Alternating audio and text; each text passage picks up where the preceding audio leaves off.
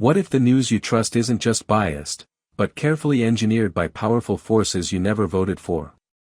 Welcome to the story of Operation Mockingbird, a real CIA program that blurred the line between journalism and propaganda, and might not be as over as they want you to believe. 1. The origins of Operation Mockingbird, fact, files, and whistleblowers. Operation Mockingbird began in the late 1940s as a covert CIA program with the goal of influencing media both at home and abroad. At the height of the Cold War, the U.S. government feared that communist ideology was spreading not only through governments but through words, images, and ideas. To counter this, the CIA allegedly recruited journalists and editors in major news outlets, including Time, the New York Times, CBS, and Newsweek, to serve as assets who would report, with or without their full knowledge, in alignment with American strategic interests. The operation was reportedly overseen by CIA officials such as Frank Wisner and Allen Dulles, and at its peak, it's believed that hundreds of journalists were involved, whether willingly or unknowingly. The program's existence was never officially acknowledged at the time, but whispers of government media manipulation began to leak during the 1960s and intensified in the 1970s, especially with the rise of investigative journalism after the Watergate scandal. The real turning point came with the Church Committee hearings in 1975. These Senate hearings, led by Senator Frank Church, investigated the abuses of intelligence agencies. Among the findings were undeniable links between the CIA and media institutions, though the full scope of Operation Mockingbird remained murky. Documents revealed that the agency had funneled money into front organizations and had used foreign media channels to distribute pro-US propaganda. This raised a chilling question: if the media, the Fourth Estate, could be co-opted by a secretive agency, where did free press end and controlled narrative begin? 2. Legacy and evolution. Did Mockingbird really end? Following the exposure from the Church Committee, the CIA publicly claimed to scale back direct influence over the press. Then-Director George H.W. Bush, who himself was a former CIA agent, stated that the agency would no longer engage in paid relationships with accredited journalists. But that pledge was limited, and the key term, accredited, left room for loopholes. There was never a formal shutdown of Operation Mockingbird. In fact, no one in the U.S. government has ever been held accountable for participating in it. So the question persists: did it ever really end, or did it simply evolve?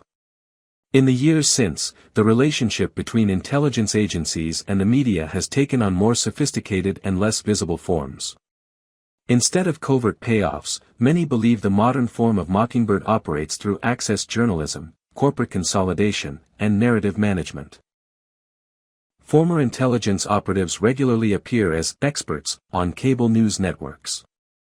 Media outlets rely heavily on government sources, sometimes even running stories based on anonymous officials without independently verifying claims. There's also the issue of embedded journalism, a practice normalized during the Iraq War, where reporters were granted exclusive access to war zones in exchange for publishing stories that aligned with military interests. Critics argue this is a more polished version of narrative control, no longer through bribery, but through access, status, and information asymmetry. Additionally, with the rise of megaconglomerates owning multiple news channels, some suggest that ideological diversity has been replaced with editorial uniformity. When 6 corporations control the vast majority of U.S. media, the possibility of consolidated influence, whether governmental, corporate, or both, becomes all the more real. In this light, Operation Mockingbird isn't just a Cold War relic. It may be the blueprint for how information is still shaped today, not through overt propaganda, but through subtle influence, incentives, and gatekeeping. If you like this video, please tell us in the comment section of what you think. Don't forget to like and subscribe, and now, let's roll back to the video. 3. Modern parallels, misinformation, media bias, and tech influence.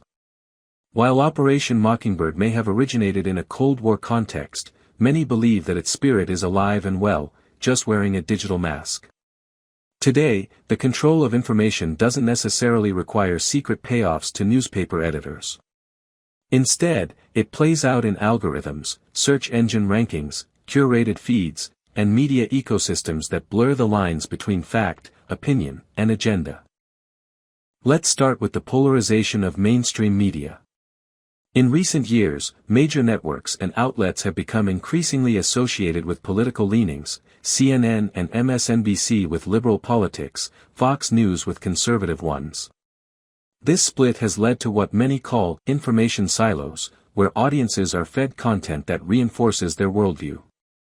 But behind the scenes, critics argue, this division may serve a larger purpose, keeping the public divided, distracted, and emotionally charged, easier to manipulate and harder to unite. Moreover, intelligence officials now work openly in the media, often as paid analysts. Former CIA, FBI, and NSA operatives frequently appear on primetime television, interpreting events for the public and influencing the national conversation.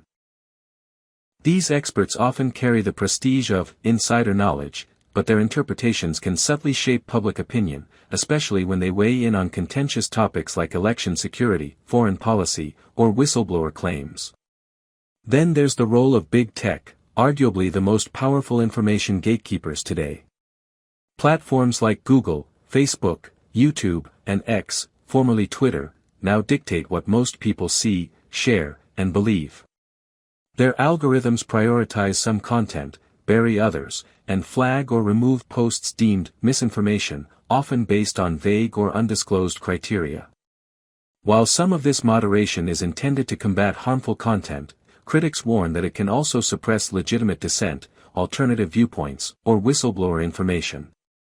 In fact, leaked emails and court cases have revealed instances of government agencies pressuring platforms to remove or demote certain content, raising concerns of indirect censorship. The COVID-19 pandemic and the 2020 U.S. election both accelerated this trend. During these events, platforms took unprecedented steps to control narratives, labeling content, banning accounts, and favoring approved sources. While many of these moves were aimed at protecting public safety or preventing chaos, they also highlighted the enormous power a handful of tech companies, often in quiet coordination with government bodies, have over public discourse. In this digital landscape, the modern version of Operation Mockingbird may not look like a CIA agent handing cash to a journalist. Instead, it may involve government suggestions to tech platforms, intelligence-affiliated talking heads shaping primetime narratives, or quiet relationships between policymakers and media executives. The question isn't just, is the media being controlled, anymore. It's, who controls the gatekeepers of information, and how transparent is that control? Operation Mockingbird may have started in the shadows of the Cold War, but its legacy still echoes through our headlines, our feeds, and our beliefs.